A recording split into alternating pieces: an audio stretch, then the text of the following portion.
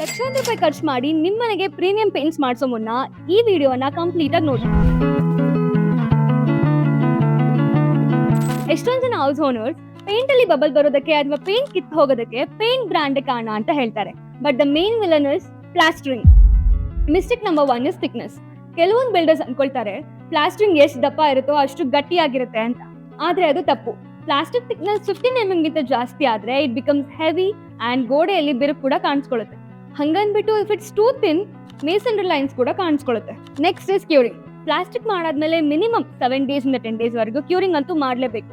ಸರಿಯಾಗಿ ಕ್ಯೂರಿಂಗ್ ಮಾಡಿಲ್ಲ ಅಂತ ಅಂದ್ರೆ ಸಿಮೆಂಟ್ ಪೌಡರ್ ತರ ಆಗಿ ನೀವು ಎಷ್ಟೇ ಎಕ್ಸ್ಪೆನ್ಸಿವ್ ಪೇಂಟ್ ಮಾಡಿಸಿದ್ರು ಕೂಡ ಅದು ಸ್ಟಿಕ್ಕರ್ ತರ ಕಿತ್ ಬರೋ ಚಾನ್ಸಸ್ ಜಾಸ್ತಿ ಇರುತ್ತೆ. ಸರಿಯಾದ ಕ್ಯೂರಿಂಗ್ ನಿಮ್ ಪೇಂಟ್ ಲೈಫ್ ನ 10 years ವರೆಗೂ ಜಾಸ್ತಿ ಮಾಡಿಸುತ್ತೆ. Mistake number 3, ignoring the joints. Concrete beams ಮತ್ತು ಬ್ರಿಕ್ ವಾಲ್ ಸೇರೋ ಜಾಗದಲ್ಲಿ ಬಿರುಕು ಬರೋ ಸಾಧ್ಯತೆ ಜಾಸ್ತಿ ಇರುತ್ತೆ. ಪ್ಲಾಸ್ಟಿಕ್ ಮಾಡೋ ಟೈಮಲ್ಲಿ ಚಿಕನ್ ಮೆಲ್ಸ್ ನ ಯೂಸ್ ಮಾಡೋದ್ರಿಂದ ಆ ಬಿರುಕುಗಳು ನಮ್ಮ ಪೇಂಟ್ ಮೇಲೆ ನೇರವಾಗಿ ಕಾಣಿಸೋದಿಲ್ಲ.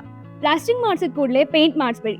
ಗೋಡೆಯಲ್ಲಿರೋ ತೇವಾಂಶ ಕಂಪ್ಲೀಟ್ ಡ್ರೈ ಆಗೋಕೆ ಟೈಮ್ ಕೊಡಿ. ತೇವಾಂಶ ಇರುವಾಗಲೇ ಪೇಂಟ್ ಮಾಡಿಸಿದ್ರೆ ನಿಮ್ ಗೋಡೆಗಳ ಮೇಲೆ ಬಿಳಿ ಕಲೆಗಳಂತೂ ಬರುತ್ತೆ ಅಂಡ್ ಆ ವೈಟ್ ಪ್ಯಾಚಸ್ ನಿಮ್ಮ ಮನೆಯ ವಾಲ್ ಬ್ಯೂಟಿನ ಹಾಳು ಮಾಡುತ್ತೆ. ಸೊ ನೆನ್ಪಿಟ್ಕೊಳ್ಳಿ, ನಿಮ್ಮ ಪೇಷನ್ಸ್ ನಿಮ್ಮ ಮನೆಯ ರೀಪೇಂಟಿಂಗ್ ಕಾಸ್ಟ್ ನ ಉಳಿಸುತ್ತೆ. ಅಂಡ್ ಎಸ್, ಇದೇ ತರ ಕನ್ಸ್ಟ್ರಕ್ಷನ್ ರಿಲೇಟೆಡ್ ಇನ್ಫಾರ್ಮೇಶನ್ಗೆ ನಮ್ಮ ಚೆರಿಶ್ ಹ್ಯಾಪಿ ಹೋಮ್ ನ ಫಾಲೋ ಮಾಡಿ.